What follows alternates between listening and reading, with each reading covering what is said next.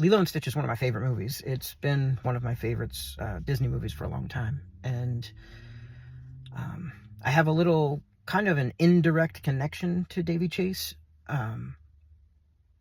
which is just it's a lot to process. So if you haven't heard, Daveigh Chase passed away very recently, and it was meningitis, and there was some kind of a blood infection. She was 35 years old. And this really makes me think about how fragile life is, how quick you can go from doing well, doing okay, to gone.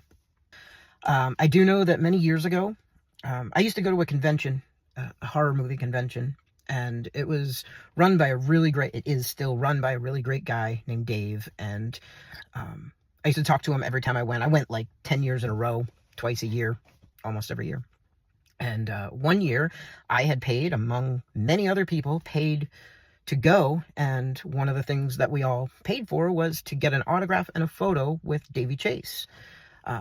I found out that she was going to go, and that was one of the reasons that I got the VIP pass. I had as many things that I could prepay for, and at the last second, which was the day that it started, we all found out that she wasn't there. And a bunch of people were upset at Dave, who runs the thing. He created it, he runs it, he did it in honor of his dad, and he's a really good guy. I used to talk to him all the time.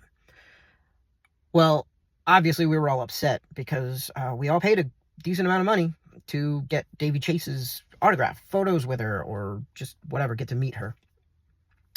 And so, because I got the VIP pass, I got to go to a thing called the after party, which was like just for VIPs, and you get to go, and it's not about getting autographs or pictures with some of the celebrities. There's always a bunch of celebrities that go.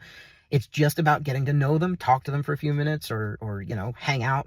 I got to dance with Keith David once, which was just legendary, and there's so many stories that I have. But one of the things that happened that weekend, that night, was I got to talk to Dave. And I asked him about Daveigh Chase, and he was like, "I'm really sorry, man. It's not on our end that she's not here." He said, we tried to get her out, and she ended up, the story goes that she asked them for money up front, which Dave never did, because his convention was always so big that, like, so well done and big enough that people would come, and the autograph money and the getting a picture with them money, like that's their payment. But she asked for money up front. I think it was $7,000.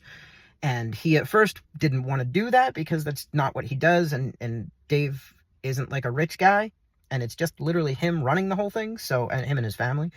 So they're all good people.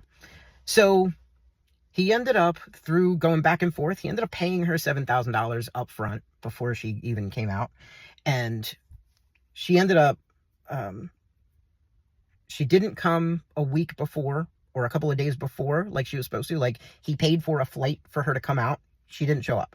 He contacted her, I guess her reps, because he didn't talk to her directly, and she just didn't show for the plane. And then he rescheduled a second flight, and she didn't show up. And then it turned out that time, I want to say this was 2017. It might have been 2016, but I think it was 2017. And then she just didn't show up, spent the money, and he was like stuck because he just spent $7,000 plus a couple of tickets, plane tickets, and paid for a hotel room for her. Like, he really was going to do it up for her, and she just didn't show.